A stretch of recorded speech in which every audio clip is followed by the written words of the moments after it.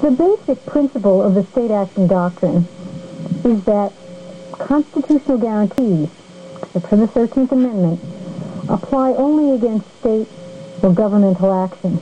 You need state action.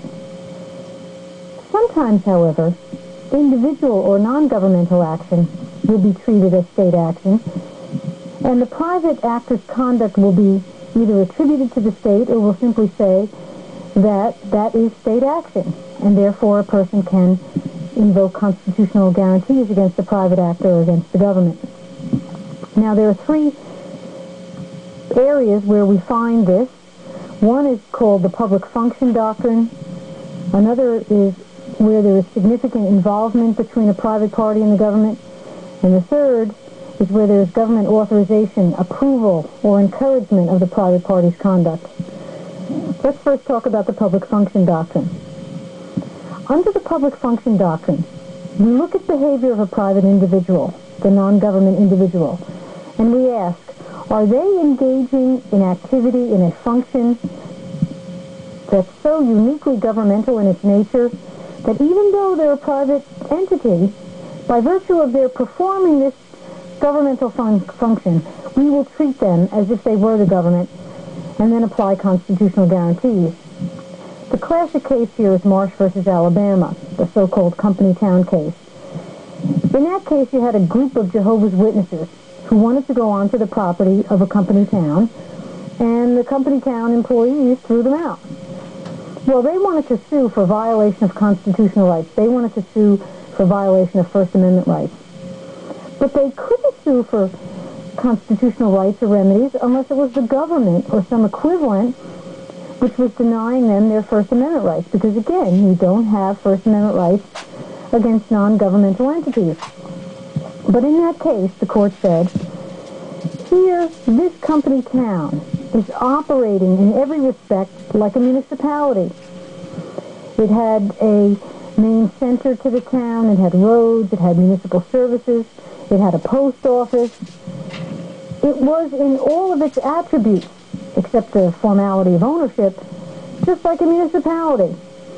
And since it was so much just like a municipality and indistinguishable from a municipality, the court said, we're going to treat you as if you are a municipality, a governmental entity.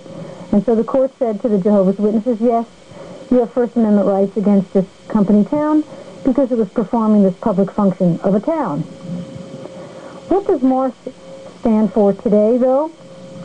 Will we treat a private entity, a non-governmental entity, like a governmental body just because it's performing functions that we ordinarily associate with government, or because they're acting in a way that governments typically act? Well, the fact of the matter is, although we still have a public function doctrine, it now applies extremely narrowly, and the test is this.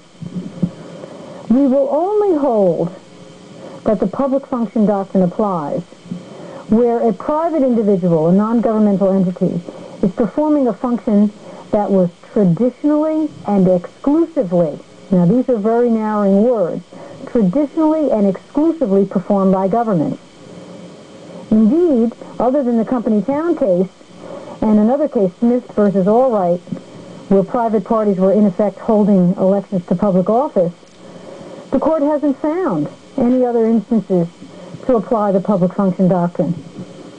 To illustrate the narrowness of the public function doctrine today, the following kinds of things have been held not to be applicable and invoking the public function doctrine. It's not a public function. You are not engaging in a public function for state action purposes if you run a shopping center. Now, shopping centers, or malls, are the closest thing we have, our modern-day equivalent of the company town.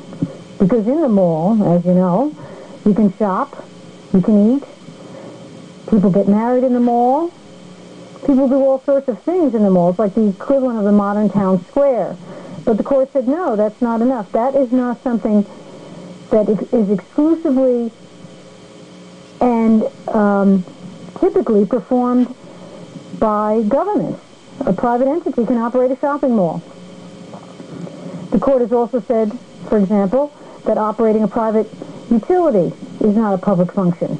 Operating a school or a nursing home is not a public function. Operating a private security service is not a public function. So it's a very, very narrow doctrine. Where you have it, we will treat the private party as if he or she or it were the government, but it's a very, very narrow doctrine. Now, a second area where we found state action in non-obvious circumstances is where there's a certain special relationship between a private entity and the state or the government, and this is the so-called significant involvement cases. And here again we start with a classic case and then see how the doctrine has actually been narrowed in modern application. The classic case is Burton versus Wilmington Parking Authority.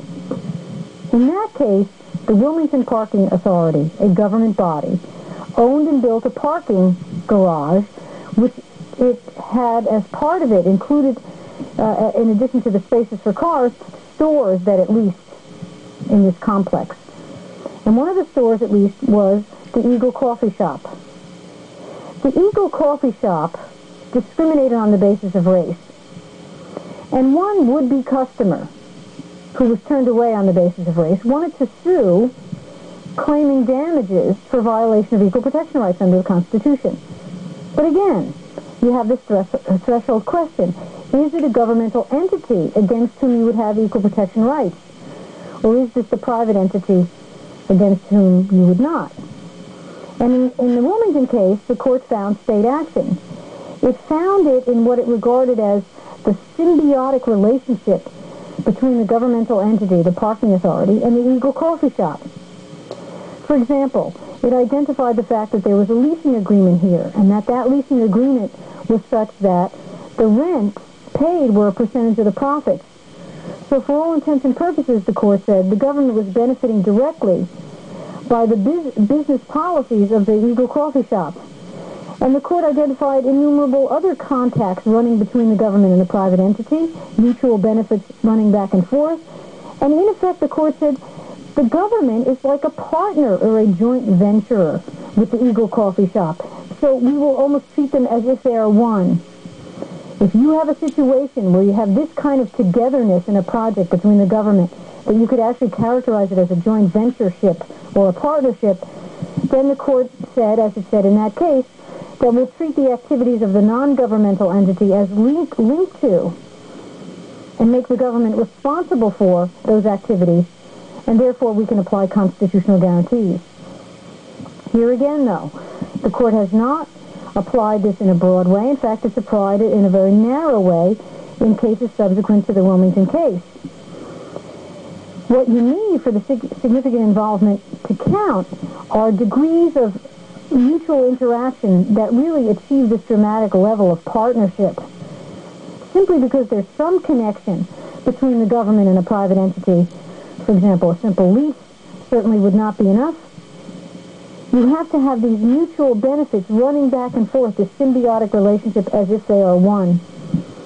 Now, a very recent instance where the court found state action in this regard is a case involving Amtrak, the government-subsidized railroad entity. Now, in that case, an individual wanted to claim First Amendment rights against Amtrak for the railroad company's refusal to allow him to put up a billboard display. But the threshold question was there state action? Is Amtrak a state actor? Now, Congress tried to foreclose this by, in its legislation, creating Amtrak as a corporation, a congressional corporation, if you will.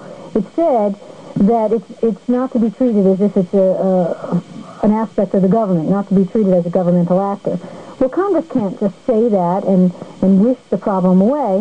When it came to the Supreme Court said, yes, we will treat Amtrak as a state actor because the government created Amtrak as a corporation by special law for the furtherance of government objectives, and the government retained for itself permanent authority to appoint a majority of the corporation's directors. And under all those circumstances, the court said, this is the government, and it applied constitutional guarantees. Now, the third area in state action is the area of